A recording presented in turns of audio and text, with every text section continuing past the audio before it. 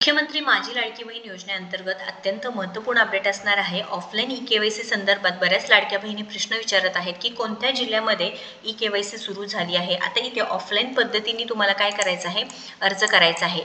तर ऑफलाईन पद्धतीने अर्ज करायचा आहे तर नक्की प्रक्रिया काय असणार आहे। ऑनलाईन आम्ही हा फॉर्म आहे ते सबमिट करू शकतो का, कारण आम्ही एका ठिकाणी, आमचं गाव एका ठिकाणी आहे, आम्ही राहतो दुसऱ्या ठिकाणी, मग तिथे जाऊन आम्हाला करणं प्रत्यक्षित शक्य नाही, तर आम्ही काय करायचं आहे, हे सगळ्या प्रश्नाचे उत्तर आपण या व्हिडिओच्या माध्यमातून पाहणार आहोत। तर ऑफलाईन ई-के-वाय-सी संदर्भात मंत्री आदितीताई तटकरे यांनी माहिती दिली होती की तिथे काय होणार आहे, फिजिकल व्हेरिफिकेशन म्हणजे प्रत्यक्षात पडताळणी होणार आहे अंगणवाडी सेविकाताईंकडून। आता अंगणवाडी सेविकाताईंकडे फॉर्म तुम्हाला जमा करावा लागणार आहे। आता सर्वांकडे अर्ज आलेलेच असतील, जर तुमच्याकडे अर्ज नसेल तर आपल्या कमेंटमध्ये पहिली कमेंट पिन करून ठेवलेली आहे, तिथं व्हॉट्सअप चॅनलची लिंक आहे, ते जॉईन व्हा। त्यामध्ये ऑलरेडी अर्ज सेंड केलेला आहे, तुम्ही सुद्धा ते डाउनलोड करून अंगणवाडी सेविकाताईंकडे जमा करा। आता इथे प्रश्न काय आहे बघा, की सांगितलं होते की 26 जानेवारी 2026 सोमवार नंतर का संपर्क साधावा। तर मुख्यमंत्री माझी लाडकी बहीण या योजनेच्या प्रभावी अंमलबजावणीच्या अनुषंगाने जे काही उपरोक्त प्रमाणे योजनांतर्गत निकषांनुसार ई-के-वाय-सी केलेल्या लाभार्थी महिलांपैकी शासनाकडून प्राप्त झालेली यादी बघा। आता ही यादी खूप महत्त्वाची असणार आहे। ही यादी कुठे असणार आहे, अंगणवाडी सेविकाताईंकडे ही यादी असणार आहे। त्यामुळे अंगणवाडी सेविकाताईंना तुम्हाला काय करायचं आहे, भेटावं लागणार आहे। तर अंगणवाडी सेविकाताईंकडे ही यादी असणार आहे, ज्यामध्ये तुमचं नाव आहे का एकदा चेक करा, नसेल तरी सुद्धा तुम्ही ई-के-वाय-सी करायची आहे, जी ऑफलाईन पद्धतीने असणार आहे, ज्यामध्ये तुम्हाला सगळे कागदपत्र जमा करायचे आहे। तर अंगणवाडी सेविकांमार्फत क्षेत्रीय स्तरावर प्रत्यक्षितपणे खातरजमा करून सखोल तपासणी करण्यात येणार आहे। तरी आपल्या क्षेत्रातील अंगणवाडी सेविकांना दिनांक 26 जानेवारी 2026 सोमवार नंतर संपर्क साधावा। ठिकाणी ते बघा अकोल्याचं हे नोटीस आहे। तर आता कोणत्या कोणत्या जिल्ह्यामध्ये हे असे अर्ज सुरू झाले आहेत आपण एकदा बघूया, की आपल्या फॉलोअर्सनेच आपल्याला हे पाठवलेले अर्ज आहे, तुम्ही पाहू शकता। जिल्हा महिला व बालविकास अधिकारी सोलापूर जिल्हा आहे, त्यानंतर बीड जिल्हा आहे, त्यानंतर असे वेगवेगळे अर्ज इथे आपल्याकडे जमा झालेले आहेत। तुम्हाला जर पाहिजे असेल तर नक्कीच कमेंटमध्ये जाऊन व्हॉट्सअप चॅनलवरती जायचं आहे, विनंती अर्ज आहे डाउनलोड करून घ्यायचा आहे। तर लक्षात घ्या, पण अंगणवाडी सेविकाताईंना कॉल केल्यानंतर ते काय म्हणत आहेत की आमची मीटिंग होणार आहे व त्यानंतर तिथे डिसिजन घेतला जाणार आहे की हे प्रत्यक्षात जे काही फिजिकल व्हेरिफिकेशन आहे कधीपासून सुरू करायची। पण इथं टाईम चालला ना, लाडक्या बहिणीचा टाईम चालला। ऑलरेडी 3000 रुपये लाडक्या बहिणीच्या खात्यामध्ये जमा न झाल्यामुळे लाडक्या बहिणी त्रस्त झालेल्या आहेत।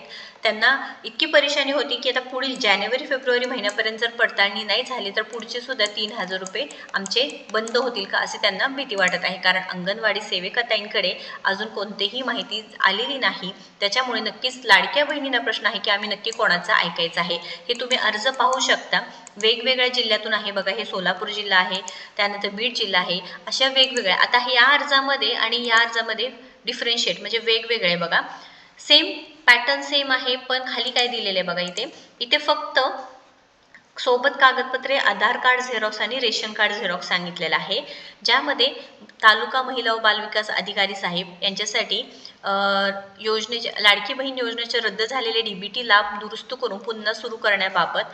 त्यानंतर हा अर्ज तुम्ही पाहू शकता, आता मुख्यमंत्री माझी लाडकी बहीण योजना बंद झालेला लाभ पुन्हा सुरू करण्याबाबत, हा 2026च आहे आणि इथे तारीख नाही दिलेली, पण इथे तुम्ही पाहू शकता ई-के-वाय-सी करण्याबाबत बघा। काय मी सत्य प्रतिज्ञेवर नमूद करते की के-वाय-सी प्रक्रियेदरम्यान संबंधित सेवा केंद्राच्या चुकीमुळे माझी के-वाय-सी मध्ये त्रुटी झाल्याने माझा लाभ थांबविण्यात आला आहे। विषय सगळा सोबत सेम आहे। इथे काय आहे की माझा या योजनेअंतर्गत मिळणारा लाभ नोव्हेंबर 2025 पासून बंद करण्यात आलेला आहे व इथे यामध्ये असं काही नमूद केलेलं नाही। तुम्हाला मेन्शन करायचे की कोणत्या महिन्यापासून तुमचे पैसे बंद झाले आहेत। काही लाडक्या बहिणींचे जून पासून सुद्धा बंद झाले आहे, त्यामुळे तुम्ही सुद्धा भरू शकता।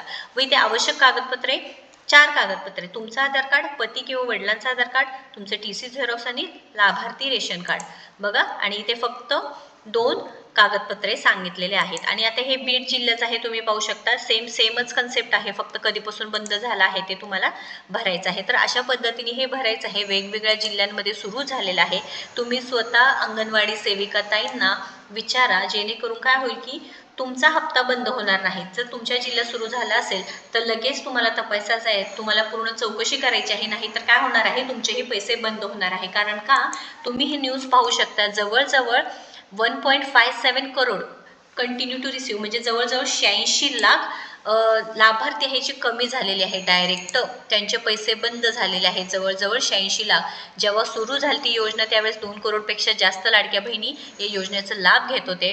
म्हणजेच काय 2.43 करोड रिपोर्टेड ड्युरिंग दिस रोल आउट. ज्यावेळेस सुरू झाली होती तेव्हा 2.5 कोटी लाडक्या बहिणी अर्ज केले होते त्यांनी. या हप्ता सुरू होता, पण आता बघा 1.57 करोड म्हणजे एवढ्या लाडक्या बहिणी, 86 लाख लाडक्या बहिणी कमी झालेल्या आहे. आता तुमचाही नंबर पुढे असू शकतो, त्यामुळे लाडक्या बहिणींनो लक्षात घ्या.